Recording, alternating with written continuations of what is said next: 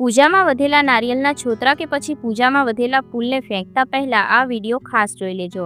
Hello friends, આજે હું તમારી સાથે પૂજામાં વધેલા નારિયેળના છોતરા અને ફૂલમાંથી એક એવી વસ્તુ બનાવી અને શેર કરવાની છું જે તમારા ઘરમાંથી નકારાત્મક ઉર્જાને દૂર કરશે, ઘરમાં પોઝિટિવિટી લાવશે અને આ વસ્તુ માર્કેટમાંથી ખરીદવાનો તમારો ખર્ચો બચાવી દેશે।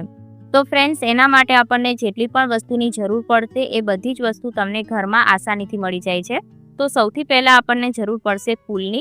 તો આપણે પૂજામાં ઘણા બધા ફૂલનો ઉપયોગ કરતા હોઈએ છીએ અને ત્યારબાદ આપણે ફૂલને કચરામાં ફેંકી દેતા હોઈએ છીએ, પણ આ જ ફૂલનો ઉપયોગ કરીને આપણે ઘર માટે ખૂબ જ ઉપયોગી વસ્તુ બનાવી શકાય છે। તો ફ્રેન્ડ્સ, અહીંયા તમારી પાસે જે પણ ફૂલ હોય એ તમે લઈ શકો છો। જરૂરી નથી કે પીળા અને વ્હાઈટ ફૂલ જ લેવા, તમારી પાસે ગુલાબના ફૂલ હોય તો તમે એ પણ લઈ શકો છો। આને આપણે 4 થી 5 કલાક માટે તડકામાં સૂકવી લેવાના છે।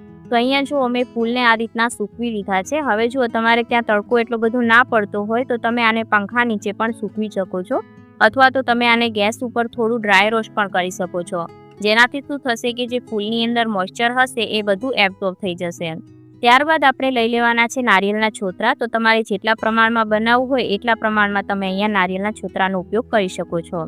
ત્યારબાદ આપણે શું કરીશું કે મિક્સર જારની અંદર નારિયેળના છોતરા ઉમેરી લઈશું અને આને આપણે ચલાવી અને આનો પાવડર કરી લેવાનો છે। તો એકદમ જે હાર્ડ નારિયેળના છોતરા હોય એ નહીં લેવાના। તો અહીંયા તમે જોઈ શકો છો કે આ રીતના પાવડર બની અને તૈયાર થઈ ગયો છે। જો તમારે એકદમ ઝીણો પાવડર જોતો હોય તો આને ચાળણીની મદદથી ચાળી લેવાનું। તો અહીંયા મેં પાવડર બનાવી અને તૈયાર કરી લીધો છે અને જે મોટો ભાગ છે એને આપણે હાથની મદદથી આ રીતના કાઢી લઈશું। તો હું અત્યારે થોડા પ્રમાણમાં બનાવી રહી છું, એટલા માટે મેં અહીંયા થોડા નારિયેળનો પાવડર છે એ બનાવ્યો છે। જો તમારે વધારે પ્રમાણમાં બનાવવું હોય તો તમારે અહીંયા નારિયેળનું પ્રમાણ વધારી દેવાનું। ત્યારબાદ આપણે જે ફૂલ સૂકવીને રાખ્યા હતા એને પણ મિક્સરની અંદર ઉમેરી દઈએ અને એને પણ પીસી લઈએ।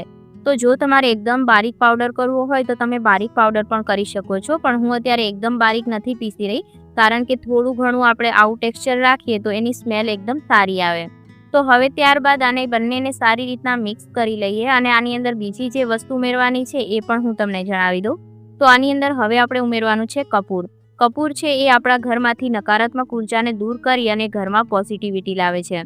તો અહીંયા મેં 4 થી 5 કપૂરની ગોળીઓ લઈ લીધી છે અને આ રીતના હાથની મદદથી એને તોડી લેવાની છે। જો તમે અહીંયા વધારે પ્રમાણમાં બનાવતા હોય તો તમારે કપૂરનું પ્રમાણ પણ થોડું વધારી દેવાનું।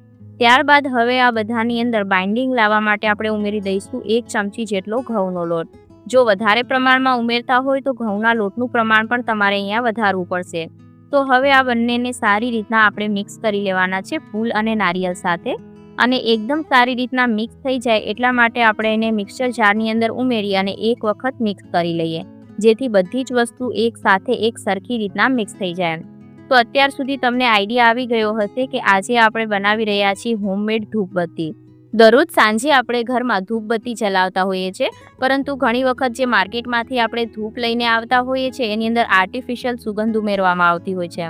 તો જો તમને એનાથી એલર્જી હોય અને ઘરે જ તમે હોમમેડ ધૂપબત્તી બનાવવા માંગતા હોય તો તમે આ રીતના બનાવી શકો છો। ત્યારબાદ આપણે એની અંદર ઉમેરી દઈશું 1 ચમચી જેટલું દેશી ઘી। તો અહીંયા તમે ઘીની જગ્યા પર તેલનો ઉપયોગ પણ કરી શકો છો।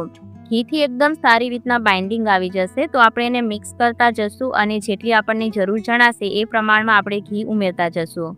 તો અહીંયા મને ટોટલ 2 ચમચી જેટલા ઘીની જરૂર પડી છે। તો એકદમ સારી રીતના મિક્સ કરી અને આપણે જે રીતના લોટ બાંધીએ એ રીતના એને મિક્સ કરી લેવાનું છે। તો આની અંદર આપણે ફૂલ ઉમેર્યા છે જેના લીધે ઘરમાં ખૂબ જ સારી સ્મેલ આવશે, અને જે કપૂર ઉમેર્યું છે એના લીધે ઘરમાં પોઝિટિવિટી આવશે। તો અહીંયા તમે જોઈ શકો છો એકદમ સારી રીતના મિક્સ થઈ ગયું છે। હવે આને તમે તમારી પસંદનો કોઈ પણ શેપ આપી શકો છો। જો તમારે બજારમાં જે ધૂપબત્તીની સ્ટીક મળે છે એવો આકાર આપવો હોય તો તમે એવી પણ બનાવી શકો છો, પણ હું અત્યારે નાની ધૂપબત્તી બનાવી રહી છું જેથી આપણે એને કોળિયામાં પણ મૂકી શકાય। જો તમારે એકદમ બજાર જેવી ધૂપબત્તી બનાવીને તૈયાર કરવી હોય તો બધી જ વસ્તુઓને તમારે એકદમ ફાઇન પીસી લેવાની છે અને ત્યારબાદ એને ચાળણીની મદદથી ચાળી લેવાની છે, જેથી એકદમ બહાર જેવી ધૂપબત્તી બની અને તૈયાર થશે। પણ મેં અત્યારે એને દરદરી પીસી છે કારણ કે એનાથી ઘરમાં સ્મેલ ખૂબ જ સારી આવે છે। તો આ રીતના આપણે બધી જ ધૂપબત્તીને સારી રીતના બનાવી અને તૈયાર કરી લઈશું અને ત્યારબાદ આપણે આને સુકાવા દેવાની છે।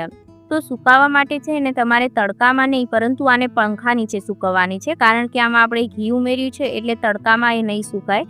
તમારે આને પંખા નીચે 3 થી 4 દિવસ સૂકવવાની છે અથવા તો જો તમારે બહુ જલ્દી હોય તો તમે આને ફ્રીજની અંદર પણ મૂકી શકો છો. તો અહીંયા હું તમને છે ને નજીકથી પણ બતાવી દઈશ કે આ દેખાવમાં કેવી લાગે છે. તો અહીંયા તમે જોઈ શકો છો કે આ રીતનો એનો દેખાવ છે. અહીંયા જે ફૂલ છે એ દેખાઈ રહ્યા છે, પણ એના લીધે જે એની સ્મેલ છે એ ઘરમાં ખૂબ જ સારી આવે છે. ત્યારબાદ આને આપણે 2 થી 3 કલાક માટે ફ્રીઝરમાં મૂકી દેવાનું છે. તો અહીંયા તમે જોઈ શકો છો કે ધૂપ એકદમ સારી રીતના સેટ થઈ ગયું છે.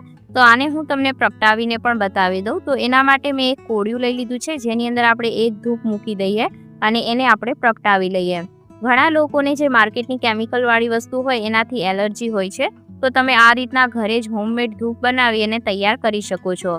આને જો તમે રોજ સાંજના સમયે મંદિરની અંદર પ્રગટાવશો તો આ જે ધૂપનો ધુમાડો છે એ તમારા ઘરમાંથી નકારાત્મક એનર્જીને દૂર કરશે અને ઘરમાં પોઝિટિવિટી ફેલાવશે. તેમજ આપણે આની અંદર ફૂલ ઉમેર્યા છે, જેના લીધે ઘરમાં ખૂબ જ સારી સ્મેલ આવે છે. અહીંયા તમે જોઈ શકો છો કે હોમમેડ ધૂપમાંથી કેટલો સરસ ધુમાડો નીકળે છે. જો તમને આજનો વિડીયો પસંદ આવ્યો હોય તો લાઈક જરૂરથી કરજો અને ફ્રેન્ડ્સ સાથે શેર કરવાનું ભૂલતા નહીં.